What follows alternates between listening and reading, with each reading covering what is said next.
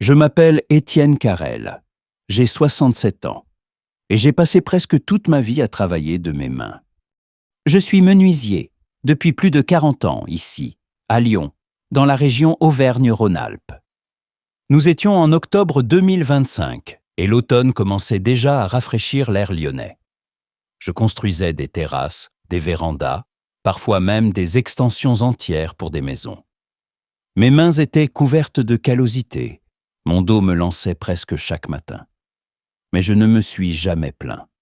C'est ainsi que doit être la vie, quand quelqu'un dépend de toi. Il y a 5 ans, j'ai perdu ma femme, Solène. Elle est morte après une longue maladie. Et nous sommes restés tous les deux. Nous, c'était moi et Héloïse, notre fille unique. J'ai commencé à travailler encore plus. Je finançais les études de ma fille, grâce à des heures supplémentaires et des chantiers le week-end. J'ai construit de mes propres mains la terrasse de notre maison, celle-là même sur laquelle elle s'est fait photographier lors de sa remise de diplôme. Je n'ai jamais attendu de remerciements. Je voulais simplement être là. Et quand elle m'a annoncé qu'elle allait épouser Adrien Villedieu, je m'en suis sincèrement réjoui. Elle disait qu'il venait d'une bonne famille, que son père possédait une société d'investissement prospère au cœur de Lyon. Le mariage fut fixé au premier samedi d'octobre. Héloïse engagea une organisatrice et loua un lieu somptueux à Écully. J'ai proposé de participer aux frais, mais elle m'a dit que la famille d'Adrien prenait tout en charge. J'ai acheté une nouvelle cravate chez Emmaüs, avenue de Saxe, pour 15 €. J'ai repassé mon unique costume, celui anthracite, que j'avais porté aux obsèques de Solène en 2020. J'ai ciré mes chaussures jusqu'à ce qu'elles brillent au point de refléter mon visage. La cérémonie s'est bien déroulée. J'ai accompagné Héloïse jusqu'à l'autel, puis je me suis assis au premier rang. Tout semblait normal. Et puis la réception a commencé. À peine avais-je franchi la salle qu'une jeune femme munie d'une tablette s'est avancée vers moi. « Monsieur Carrel, n'est-ce pas? Je vous prie de me suivre. » Elle m'a fait traverser toute la salle. Entre les tables rondes élégantes couvertes de nappes blanches et de compositions florales, entre les amis d'Héloïse, les camarades d'Adrien issus de l'EM Lyon, ses relations professionnelles en costume coûteux. Elle marchait encore, jusqu'à ce que nous arrivions tout au fond, juste à côté des portes battantes menant à la cuisine. « Voilà », dit-elle d'un ton enjoué. « Un excellent point de vue. » J'ai regardé la table. Elle était plus petite que les autres. Aucune décoration, aucun marque-place, juste une mise de table standard et une chaise pliante. Derrière moi, les portes de la cuisine claquaient. On entendait le tintement des casseroles et les ordres des cuisiniers. Je me suis approché de ma fille. « Héloïse, pourquoi suis-je assis là-bas ?» Elle n'a pas pu soutenir mon regard. Elle a jeté un œil vers la mère d'Adrien, Hélène Villedieu, puis s'est penchée pour murmurer. « Papa, ce n'est pas moi. La famille d'Adrien pense qu'il pourrait y avoir des journalistes. Ils doivent préserver une certaine image. Ils ont demandé qu'on te place, un peu moins en évidence. »« Moins en évidence ?» ai-je répété. « Ce n'est rien de personnel », a-t-elle ajouté précipitamment. Le père d'Adrien, Gérald Villedieu, s'est approché de nous. Un homme grand, aux cheveux argentés, portant une montre hors de prix. « Étienne, la cérémonie était magnifique, n'est-ce pas? »« Écoute, » dit-il en baissant la voix. « Pas de mauvaise interprétation pour le plan de table, d'accord? Ce sont juste des considérations externes, des relations professionnelles, une question d'apparence. Rien de personnel. Rien de personnel. Rien de personnel. » C'était tout ce qu'il savait dire. Je suis retourné à ma petite table près de la cuisine et je me suis assis seul. Mais voilà ce qu'ils ignoraient. Je suis un homme patient. Le travail du bois enseigne cela. Tu apprends à mesurer 2 fois et à couper une seule. Tu apprends à observer, à attendre, à prévoir.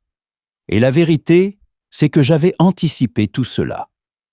Tout avait commencé plusieurs mois avant le mariage.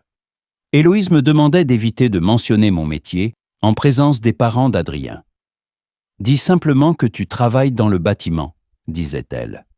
Puis elle m'a demandé de ne pas porter mes chaussures de chantier lorsque je venais la chercher à Charbonnières-les-Bains. Je me souviens d'un dîner chez les Villedieu, en mai. Une belle demeure, facilement évaluée à 3 millions d'euros. Gérald n'a parlé de rien d'autre que de la manière dont sa société avait racheté une nouvelle start-up pour 60 millions. Personne ne m'a posé la moindre question, ni sur mon travail, ni sur ma vie.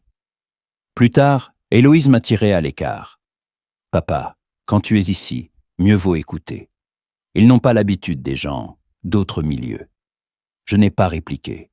Je suis simplement rentré chez moi, au volant de ma vieille Peugeot 508 utilitaire âgée de 15 ans. Mais je n'ai jamais été impuissant. Je travaille à Lyon depuis plus de 40 ans. J'ai construit des maisons pour des médecins, des avocats, des chefs d'entreprise. Et parmi eux, il y avait un homme nommé Lucien Beaumont. Nous nous sommes rencontrés il y a 30 ans, en 1995. Il lançait alors son entreprise de construction et cherchait quelqu'un capable de poser le fondement de son premier grand projet. J'ai travaillé sur ce chantier pendant 8 mois. Des années plus tard, Lucien m'a dit que ce bâtiment n'avait rencontré aucun problème structurel. Nous sommes restés en contact toutes ces années. J'ai vu son entreprise devenir Beaumont Bâtisseur, l'un des plus importants promoteurs de la région. Lucien n'a jamais oublié d'où il venait. Lorsque je lui ai parlé des fiançailles d'Héloïse, il s'est sincèrement réjoui pour moi. Puis il a prononcé une phrase qui est restée gravée dans ma mémoire. « Étienne, j'espère qu'ils comprennent quel homme ils accueillent dans leur famille. Tu es solide, comme les fondations que tu construis. » 2 semaines avant le mariage, quelque chose s'est produit, quelque chose qui a tout changé. J'étais chez Héloïse, je l'aidais à faire ses cartons. Elle parlait dans sa chambre au téléphone, et j'entendais clairement sa voix. « Oui, Hélène. Le costume anthracite ira très bien. »« Oui, je comprends pour les photos, tu as raison. C'est sans doute mieux s'il ne porte pas de toast. La table près de la cuisine suffit. Il apparaîtra moins sur les images. » Je suis resté là, une boîte vide dans les mains, à écouter ma propre fille expliquer comment me cacher à son mariage. Elle est sortie et m'a vu. Son visage est devenu livide. « Papa, je peux t'expliquer. » « Ce n'est pas nécessaire, » ai-je dit doucement. Elle s'est mise à pleurer. Elle a dit que j'étais injuste, que c'était censé être le plus beau jour de sa vie et que je gâchais tout. Je n'ai pas discuté. J'ai simplement fini de l'aider, puis je suis parti. Le soir, j'ai appelé Lucien Beaumont. Je lui ai raconté ce que j'avais entendu. Je ne cherchais pas la pitié. J'avais juste besoin d'en parler à quelqu'un. Il est resté silencieux un moment, puis il a dit « Étienne, je viendrai à ce mariage. Tu étais là pour moi quand je n'étais personne. Maintenant, c'est à mon tour. Et quand j'entrerai dans cette salle, bien des choses changeront. » Lucien Beaumont n'était pas seulement un homme fortuné. C'était un homme influent. Il siège dans les conseils d'administration de 3 grandes banques lyonnaises. Il est personnellement proche du président de la région. Quand Lucien entre dans une pièce, les gens se taisent. La veille du mariage, il m'a rappelé « Étienne, tu te souviens de ce que nous avions évoqué pour nos projets communs. Je veux officialiser cela. Je crée une nouvelle entreprise, Carrel et Associés. Tu en seras l'artisan principal. Le capital de départ, c'est moi qui le fournis. La société commence lundi. » Après 40 ans de travail acharné, j'ai enfin eu l'impression que quelqu'un voyait réellement ma valeur. Et ainsi, je suis venu à ce mariage. J'ai accompagné ma fille à l'hôtel. Et lorsqu'on m'a placé à la table près de la cuisine, je me suis assis sans protester, parce que je savais, Lucien Beaumont viendrait forcément. Lucien apparut exactement 40 minutes après le début de la réception. Il entra dans la salle vêtu d'un costume anthracite impeccablement taillé, d'une cravate bleue et de boutons de manchette argentés. Il avait 72 ans à présent, mais se tenait comme un homme de 20 ans de moins. D'abord, personne ne le remarqua. Puis quelqu'un, près de l'entrée, le reconnut. Un homme se leva brusquement. Puis un autre se retourna. Et encore un autre. Lucien balaya la salle du regard jusqu'à ce qu'il me trouve. Et il se dirigea droit vers ma table. Au milieu de toutes ces tables luxueuses. Au milieu de ces gens en tenue sophistiquée. Directement vers l'homme assis seul près des portes donnant sur la cuisine. Chaque regard dans la pièce se tourna vers lui. Il s'approcha de moi et sourit. Étienne Carrel. L'homme qui m'a appris ce que signifie la véritable droiture. Il m'aida à me lever et me prit dans ses bras, une vraie étreinte. « Lucien, dis-je, tu n'aurais pas dû faire tout ce chemin. » « Tu plaisantes ? Manquer le mariage de la fille d'Étienne Carrel ?» Il jeta un coup d'œil vers les portes de la cuisine. « On t'a choisi un endroit particulier. D'ici, on voit tout. » Il tira une chaise et s'assit à côté de moi. « Tu permets ? Toute la semaine, je me suis retrouvé à des tables pompeuses. Ce soir, j'ai envie de vraie compagnie. » La salle s'était nettement calmée. Les gens nous observaient sans détour. Le visage de Gérald Villedieu se crispa aussitôt. Héloïse semblait d'abord décontenancée, puis inquiète. Un serveur accourut presque immédiatement. « Monsieur Beaumont, monsieur, une table vous est réservée au premier rang. »« Je suis très bien ici, » répondit Lucien sans même le regarder. 3 minutes plus tard, Gérald en personne arriva, une coupe de champagne à la main et un sourire forcé sur les lèvres. « Monsieur Beaumont. » Quel honneur inattendu. « J'ai envoyé ma confirmation il y a 3 semaines, » répondit calmement Lucien. Gérald lui tendit la main. « Je suis Gérald Villedieu, le père du marié. Ma société œuvre dans la gestion patrimoniale. Peut-être avez-vous entendu parler de Villedieu Gestion Patrimoniale ? » « Je ne peux pas dire que ce soit le cas, » répondit Lucien. Le sourire de Gérald vacilla. « Je ne savais pas que vous connaissiez Étienne. » « Nous nous connaissons depuis 30 ans. Il a posé les fondations de mon premier grand projet en 1995. Pas un seul problème structurel. La plupart des entrepreneurs économisent sur tout. Étienne, jamais. » Il marqua une pause. C'est pourquoi, lorsque j'ai décidé de me développer dans l'habitat spécialisé, je savais exactement avec qui je voulais travailler. Le visage de Gérald changea instantanément. « Un partenaire ?» demanda-t-il. « Bien sûr. Étienne et moi venons de fonder Carrel et Associés. La société se spécialise dans la menuiserie haut de gamme et la restauration. Nous visons des projets allant de 500 000 à 2 millions d'euros. En réalité, nous sommes déjà en négociation avec la Société pour la conservation du patrimoine Rhône-Alpes pour la restauration de bâtiments du centre-ville. » Je vis Gérald réévaluer toute la situation. L'homme qu'il avait relégué au second plan se révélait soudain propriétaire d'une entreprise soutenue par l'un des plus puissants bâtisseurs de la région. « Très bien, » dit-il, plus chaleureusement. « Nous devrions discuter. Villedieu Gestion Patrimoniale reste toujours ouverte aux opportunités d'investissement. »« J'y réfléchirai, » répondis-je. Héloïse s'approcha. « Monsieur Beaumont, enchanté, je suis Héloïse. Papa m'a tant parlé de vous. Votre père est très fier de vous, Héloïse. » Héloïse se raidit légèrement. Elle regarda la petite table près de la cuisine. Je vis la honte dans ses yeux. « Héloïse, » dis-je doucement, « va, profite de ta soirée. Nous allons très bien ici. » Lorsqu'elle s'éloigna, Lucien murmura « Tu es meilleur que moi, Étienne. Moi, je serai parti. Elle reste ma fille, et elle comprendra bientôt ce qu'elle a failli perdre. » La réception continuait, mais l'atmosphère avait complètement changé. Les invités jetaient sans cesse des coups d'œil vers notre table. Plusieurs associés de Gérald vinrent se présenter à Lucien, et ce faisant, à moi. Tout à coup, je n'étais plus invisible. Hélène Villedieu arriva au bout d'1 heure. « Monsieur Beaumont, Étienne, je tenais à m'excuser pour la confusion concernant le plan de table. »« C'est parfait ici, » dit Lucien. « J'aime cet endroit, c'est plus sincère. Pas comme là-bas, devant, où tout le monde fait semblant. » Le sourire d'Hélène se figea. Lucien se pencha vers moi. « J'ai appris quelque chose d'intéressant.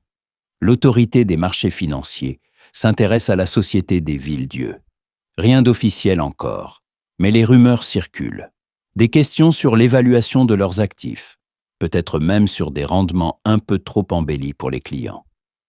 Vers 9 heures, Lucien se leva et s'adressa au DJ. « Votre attention, je vous prie. J'aimerais porter un toast. » La salle se tut. Tous les regards convergèrent vers notre table tapie dans le coin du fond. Je ne fais pas souvent cela. Je ne suis pas amateur de discours publics. Mais aujourd'hui, je souhaite parler d'Étienne Carrel. Nous nous sommes rencontrés il y a 30 ans, au moment où je débutais. J'avais un grand projet, un petit budget et beaucoup de risques. Étienne travaillait 12 heures par jour, vérifiait et revérifiait chaque mesure. Ce bâtiment tient encore debout aujourd'hui, sans un seul défaut structurel. Voilà l'homme qu'il est. Il s'interrompit.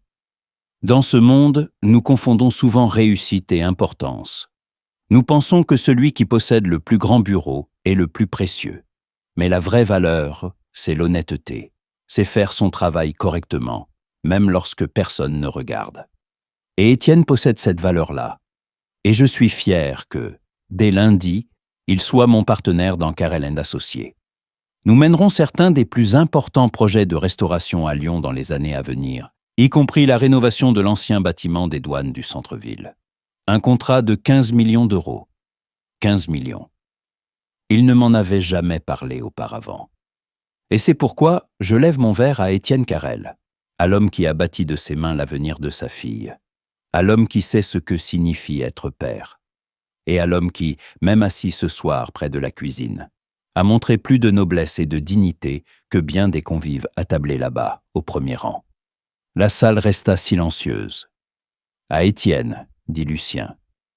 Quelques personnes suivirent timidement le toast. Je vis les yeux d'Héloïse se remplir de larmes. Le visage de Gérald devint écarlate. Hélène semblait vouloir disparaître. Lucien s'assit et posa sa main sur mon épaule. Voilà pour 30 ans d'amitié. Je ne faisais pas confiance à ma voix, alors je me contentais d'acquiescer. La réception se termina bientôt. Nous sortîmes ensemble. Sur le parking, Lucien me dit « Le projet du bâtiment des douanes est réel. L'annonce officielle sera faite la semaine prochaine. Tu vas devoir embaucher une équipe. » Lucien, je ne sais même pas quoi dire. Inutile, reste simplement toi-même. La semaine suivante, la Tribune de Lyon publia un article sur Carrel & Associés. Et dès mercredi, mon téléphone n'arrêtait plus de sonner. 3 cabinets d'architectes voulaient fixer un rendez-vous. 2 promoteurs immobiliers demandaient des travaux de menuiserie pour des appartements de luxe dans le quartier de Confluence. La Société pour la conservation du patrimoine de Vienne souhaitait discuter de la restauration d'une maison datant d'avant-guerre. En une semaine, j'avais plus de commandes que durant les 5 années précédentes. Le jeudi, j'ai embauché mon premier salarié, un jeune menuisier nommé Maël. À la fin du mois d'octobre, j'avais une équipe de 4 personnes. Nous avions loué un atelier à Villeurbanne, dans le secteur de Gratte-Ciel. La première année de loyer était réglée par Lucien, environ 4 000 € par mois. Héloïse m'a appelé 6 jours après le mariage. « Papa, est-ce qu'on peut parler en face à face, s'il te plaît ?» Nous nous sommes retrouvés le lendemain dans un café du cours Victor Hugo. Elle avait l'air épuisée. Elle s'est assise en face de moi et s'est mise à pleurer aussitôt. « Papa, j'ai tellement honte. J'ai tellement honte de ce que j'ai fait. Je n'ai rien dit. J'ai simplement attendu. J'ai tellement voulu impressionner la famille d'Adrien que j'en ai oublié qui j'étais. J'ai oublié d'où je venais. J'ai oublié que tout ce que j'ai, c'est parce que tu t'es tué au travail pour moi. Tu payais mes études en travaillant les week-ends. Tu as construit notre terrasse de tes mains. Tu étais là chaque jour quand maman était malade. Et moi, en retour, je t'ai caché à mon propre mariage.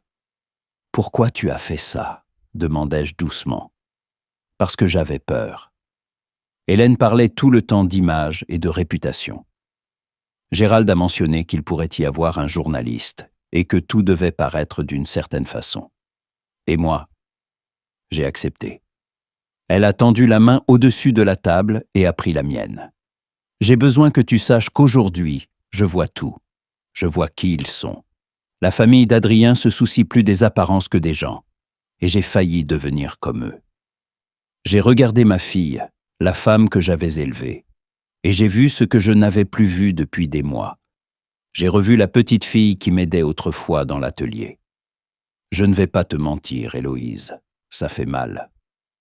Plus mal que tout depuis la mort de ta mère. Mais tu restes ma fille. Et je t'aime toujours. Elle s'est remise à pleurer de plus belle, et j'ai contourné la table pour la prendre dans mes bras. Nous sommes restés ainsi plus d'1 heure. Elle m'a raconté que Gérald l'avait appelée 3 jours après la réception, furieux à cause du discours de Lucien. Il affirmait que je les avais couverts de honte. Héloïse lui avait répondu que s'il y avait quelqu'un qui devait avoir honte, c'était bien eux. « Et qu'est-ce qu'Adrien a dit ?» demandai-je. Adrien a soutenu ses parents. Il a dit que j'étais trop émotive et que les relations d'affaires, c'est important. Il a ajouté que ta nouvelle société, c'était formidable, mais que nous n'avions pas à nous croire supérieurs pour autant. Et toi, qu'est-ce que tu en penses ? Je pense que j'ai épousé un homme qui ne comprend pas ce qui compte vraiment dans la vie, mais je vais essayer de le lui apprendre. Au cours des semaines suivantes, Karel & Associés a grandi plus vite que je ne l'aurais imaginé. Nous avons embauché 2 autres compagnons. Nous avons décroché un chantier de restauration pour le bâtiment des archives historiques de la ville. Ce n'était pas seulement de la menuiserie, c'était de la mémoire à préserver. Il fallait choisir des essences de bois utilisées au XIXe siècle, reproduire des techniques d'assemblage anciennes. C'était exactement le genre de travail dont j'avais rêvé toute ma vie. À la mi-novembre, les infos locales ont réalisé un reportage sur nous. L'interview a été tournée directement dans le bâtiment des douanes. La journaliste m'a demandé ce que cela faisait de passer du statut d'artisan solitaire à celui de responsable d'une entreprise en pleine croissance. Je lui ai dit la vérité. Le travail n'a pas changé. Je me sers toujours de mes mains. Je vérifie toujours que chaque assemblage soit parfait. Mais maintenant, j'ai des gens qui veulent apprendre. Et ça, c'est la vraie récompense. Gérald Villedieu a essayé de me joindre à 2 reprises. La première fois, par l'intermédiaire d'Héloïse. Il voulait discuter d'un investissement dans Karel & Associés. J'ai refusé. La seconde fois, il m'a appelé directement. « Étienne, je crois que nous sommes mal partis. J'aimerais vous inviter à déjeuner, parler d'une possible collaboration. » « Merci Gérald, mais je vais décliner. » « Je comprends, il peut rester des émotions liées au mariage. Hélène et moi n'avons jamais voulu vous manquer de respect. »« Vous avez raison, dis-je. Vous m'avez jugé sans me connaître. Vous avez décidé que, parce que je travaillais de mes mains, je ne méritais pas votre attention. Vous avez appris à ma fille à avoir honte de ce qu'elle est. Et maintenant que vous avez découvert qu'il y a près de moi des gens qui comptent à vos yeux, vous voulez être amis. C'est du business, Étienne. Les sentiments personnels ne devraient pas. Tout est personnel, Gérald. Chaque décision, chaque personne que l'on repousse, chaque fois que l'on décrète que quelqu'un n'est pas assez bien pour s'asseoir à notre table. Tout cela est personnel. Et mon choix personnel, c'est de ne pas faire affaire avec vous. J'ai raccroché. Mes mains tremblaient un peu, mais je me sentais bien. La même semaine, Lucien m'a appelé. L'enquête de l'autorité des marchés financiers sur Villedieu Gestion Patrimoniale était devenue publique. Pour l'instant, il ne s'agissait que d'un contrôle de leurs rapports et des performances annoncées à leurs investisseurs. La société était sous pression et plusieurs gros clients avaient déjà retiré leurs fonds. « Ce n'est pas moi qui ai provoqué ça », dit Lucien. « Je savais simplement que ça finirait ainsi. Les hommes comme Gérald cherchent toujours les solutions faciles. » À la fin novembre, 3 mois après le mariage, la société avait perdu 14 grands clients. Gérald avait licencié la moitié de son personnel. Leur maison d'Écully avait été mise en vente. Par Héloïse, j'ai appris qu'il déménageait à Charbonnières-les-Bains. Hélène avait cessé d'organiser des galas de charité. Gérald avait quitté 2 conseils d'administration d'associations. Pendant ce temps, Karel & Associés ne cessait de grandir. Nous avions des projets pour toute l'année suivante. La construction d'une maison privée à Vienne, la restauration complète d'un hôtel particulier du Vieux-Lyon, des travaux dans un hôtel de standing, l'hôtel de l'Ermitage, sur les hauteurs de la ville. Un samedi, Héloïse et Adrien sont venus à l'atelier. Adrien n'avait encore jamais vu l'endroit où je travaillais. Il traversait le hangar en caressant du bout des doigts les planches que nous étions en train de préparer. « C'est incroyable », dit-il à voix basse. Je ne savais pas que ce genre de travail existait encore. « Il a toujours existé », répondis-je.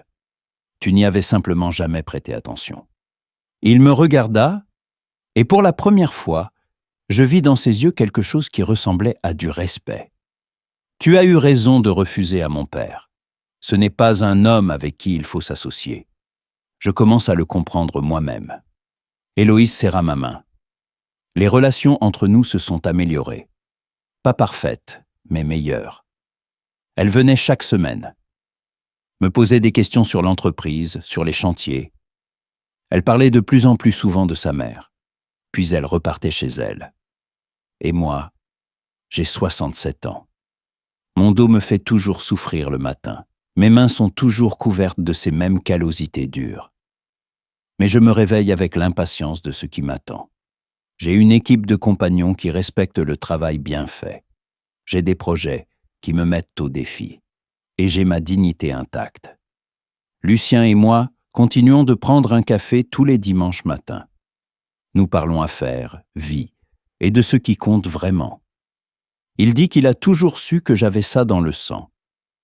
Je lui réponds que, sans ce moment où il est entré dans la salle et s'est assis à côté de moi, rien de tout cela ne serait arrivé. « C'est faux, dit-il. Tu as tout construit toi-même. Moi, je n'ai fait que pousser les autres à le voir. » Il m'arrive de repenser à ce mariage. À ce moment où j'étais assis près de la cuisine, à écouter une fête qui se déroulait comme si je n'en faisais pas partie.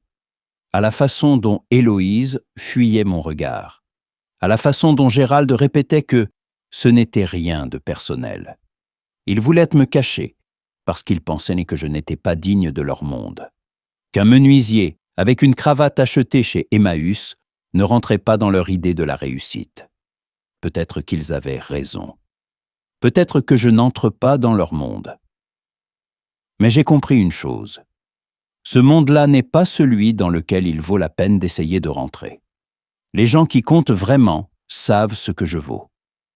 Lucien le savait il y a 30 ans, quand j'ai posé des fondations qui n'ont jamais fissuré. Mon équipe le sait aujourd'hui, alors que nous restaurons des bâtiments qui tiendront encore 100 ans. Et Héloïse le sait de nouveau, après avoir failli perdre ce regard-là. Ça me suffit. Pas leur approbation, pas leur table, mais le travail. Les gens qui le respectent et la certitude que j'ai construit de mes mains quelque chose de réel. Quelque chose qui a du sens, quelque chose qui durera. Et si un jour, Gérald Villedieu ou quelqu'un comme lui se demande ce qu'est devenu cet homme qu'ils avaient relégué près de la cuisine, qu'ils regardent autour de Lyon, les immeubles que nous restaurons, les maisons que nous construisons, l'histoire que nous préservons.